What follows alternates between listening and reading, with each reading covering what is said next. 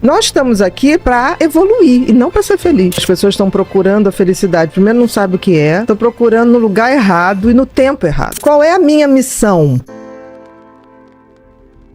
O oposto de depressão é felicidade. De alegria é tristeza. A alegria é uma emoção momentânea no qual eu me sinto bem ao sentir e eu também contagio as pessoas ao meu redor com alegria. Felicidade já é bem diferente. Felicidade é um estado, uma construção. Aí você vai falar, mas Bia, o que é felicidade? É claro que é bem complexo, mas vamos supor assim, o que é felicidade para o sol? Para que o sol existe?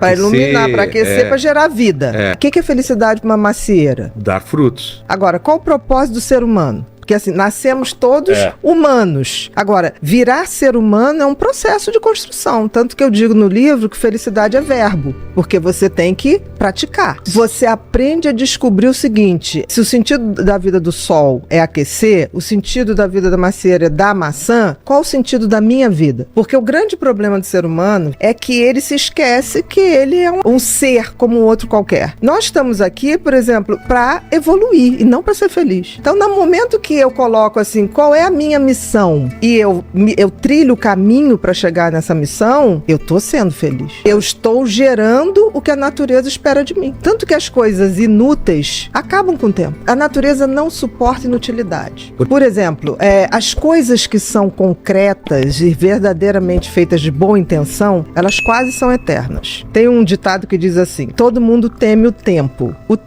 teme as pirâmides do Egito. Por quê? As pirâmides do Egito foram feitas com uma tal intensidade e intenção que aquilo vai estar lá. Daqui a 100, vai passar, 200, exatamente. Então, a natureza exige que tudo que você bote a mão, você o faça com uma missão, com propósito, com sentido. Porque senão, você tá fora do game. O game da vida tem que ser um game de compartilhar, tem que ser um game de buscar o meu sentido e propósito. Aí você vai falar, tá, Bia, mas como é que eu sei? Porque o sentido tem a ver com o que lhe foi dado. Pra gente foi dado uma coisa chamada livre-arbítrio. E a capacidade de refletir e de pensar. Melhor presente e o maior problema. O maior castigo. Porque se você não sabe usar. Porque todos os outros, por exemplo, o sol, ele não pode escolher. Mas com a gente é diferente. É verdade. Mas o que acontece? A gente esqueceu que a gente tem esse sentido e propósito. Porque o sentido tem a ver com o que a natureza te deu para que você saiba para onde você vai caminhar. Então o sentido tem a ver com os talentos e dons que a gente ganha.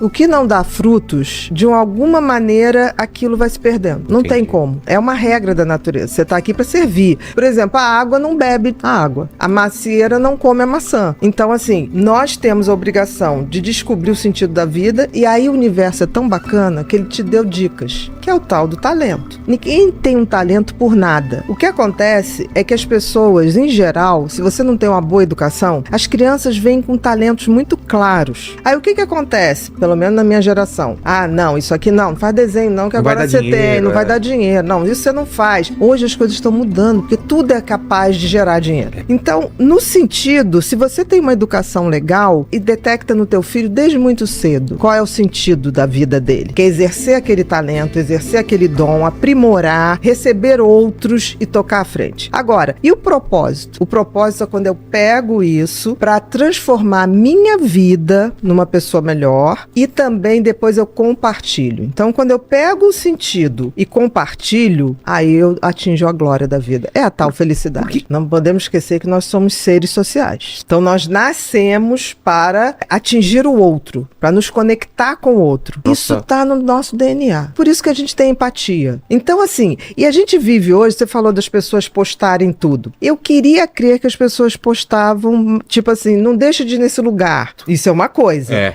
Hoje existe grande parcela das redes sociais que postam para causar inveja no outro. E isso é triste. Tanto que uma das coisas que eu acho que afasta muito a gente dessa condição de ser humano, de compartilhar, é a tal da ostentação. A gente vive numa sociedade em que você está valendo pela grife que você usa. Então, assim, existe hoje um movimento de massa, e isso é muito ruim, onde as pessoas estão se iludindo. O Freud dizia uma coisa que era mais ou menos assim, não vou lembrar da frase, ele dizia assim, as pessoas não querem a verdade, as pessoas querem a mentira. A massa nunca teve interesse interessada, na verdade. Mas ela não vive sem ilusão. O que a gente vive hoje, talvez eu digo que as pessoas estão procurando a felicidade. Primeiro não sabe o que é, estão procurando no lugar errado e no tempo errado. Porque assim, você só tem como ser feliz aqui e agora. Todo o resto não existe. O tempo que a gente tem de relógio é uma abstração. O tempo é uma entidade tão mequetrefe que ela não se sustenta. O que eu venho aqui, o espaço, eu venho aqui, eu posso vir aqui, ponto. Mas nunca voltarei no mesmo tempo. Então, é uma entidade fluida. Como é que você define uma coisa? Você precisa para poder viver nesse mundo, se organizar. Mas isso aqui é uma abstração. As pessoas, elas não vivem mais o agora. A cabeça sempre ou tá no futuro ou no passado. Mas eu tô aqui contigo nesse agora. Se eu tivesse com meu filho, aquilo seria...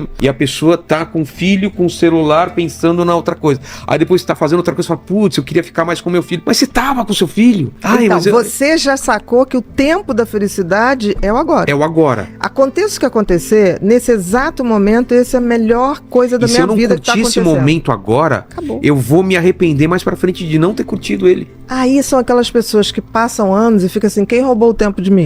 Ninguém a vida roubou. Passou e você só não estava lá quando ele estava, entendeu? Então, assim, essa abstração que as pessoas fazem do tempo futuro, eu vou ser feliz, as pessoas têm isso, né? Eu vou ser feliz quando eu me formar, eu vou ser feliz quando arrumar um emprego tal, eu vou ser feliz quando me casar, quando tiver filho, eu vou ser feliz quando me aposentar.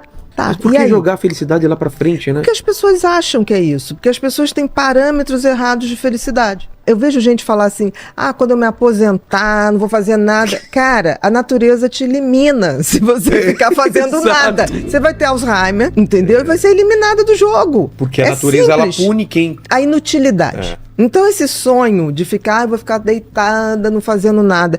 Eu quero me aposentar um dia, mas para fazer outras coisas. Exato. Fazer outros erros. Eu não me permito errar as mesmas coisas. Então eu acho que as pessoas, por exemplo, por que uma pesquisa que foi feita nos países, no Fórum Mundial, botou o seguinte, a idade mais fácil das pessoas serem felizes é na infância, quando a gente não tem nenhuma expectativa sobre a vida. Te surpreende. Até porque a criança não tem noção de tempo. Quando você fala pra criança assim, papai vai te levar na Disney. Ele começa assim, pai, a Disney é amanhã. Pai, quando é que é dezembro? E quanto mais ansioso, mais obsessivo a criança fica. Então, ele vive o momento imediato.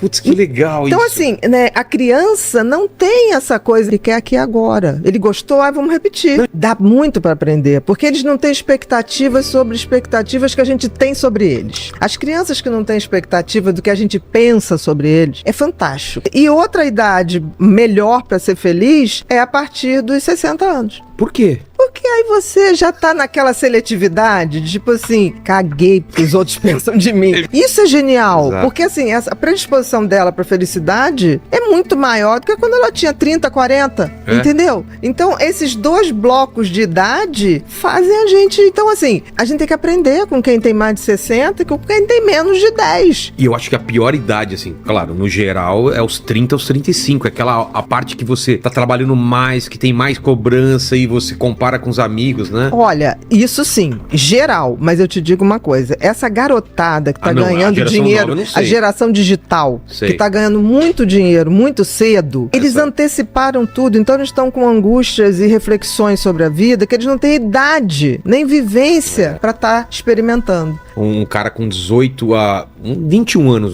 e é um sucesso na internet. Imagina, o cara tem que lidar com muita grana, com muita gente interesseira. Com cobrança, porque um dia ele tá aqui, aí outro dia cai os números, todo mundo cobra, fala, cara, você tem que fazer mais conteúdo. O cara não consegue. E aí você vai ver que no fundo não é o dinheiro. Chega uma hora que ele tá viciado na aprovação. E aí ele não tem essa maturidade, que é tipo assim, gente, eu lamento, não sou anonimidade, nem serei. E não é à toa que essas grandes personalidades, você vê, esses jovens do mundo digital, eles vão fazer grandes depressões. E muito cedo. Nem todo o dinheiro do mundo vai te dar felicidade, nem toda a fama do mundo vai te dar isso. Senão não teria vários também atores e cantores. Não precisa nada. Hoje em dia a gente tá muito assim, quando morre agora alguém, né, muito famoso, bota assim, a assessoria não quis comentar a causa da morte. A a gente logo pensa, muito provavelmente, que a pessoa suicidou. Teve muita essa justificativa.